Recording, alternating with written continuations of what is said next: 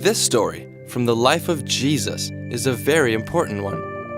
Not only is it in 3 of the Gospels, Matthew, Mark, and John, but it probably convinced his disciples that he was the Son of God more than anything else Jesus had done. They were already amazed at this man, but here comes a moment they would never forget. Now Jesus has sent his disciples ahead of him in a boat to cross the Sea of Galilee, a huge freshwater lake. They start rowing, but soon get stuck in a storm that drives them across the lake, away from where they wanted to row. Some of the disciples were fishermen and had encountered storms all their life, but this one was so much worse.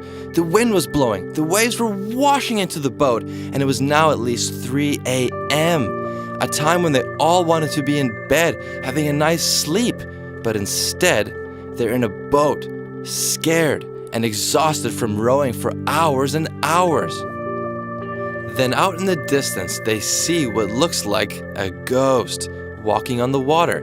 This is terrifying to a bunch of very tired sailors who were all crying out for help. But right away, Jesus called out to them, "Be brave. It is I. Don't be afraid."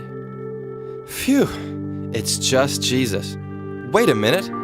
He's walking on water? How? Wait, what? All of these questions are running through their minds, but only one spoke up back to Jesus. "Lord, is it you?"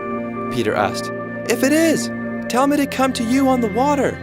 Peter was the boldest of all the disciples and said things that other people only thought, and it got him into a bit of trouble, but not this time. "Come," Jesus said. So Peter gathered his courage, took a step of faith, got out of the boat, and began walking on the water toward Jesus. Okay, so now we have 2 people walking on water in the storm. The others would have barely been able to believe their eyes. Peter took his eyes off Jesus just for a moment and looked across the water at the wind and the waves and began to wobble a little, then sink a little. His fear got the best of him and he called out to Jesus, "Lord, save me!" Jesus immediately reaches out his hand and catches Peter. As they climb into the boat together, the storm calms down.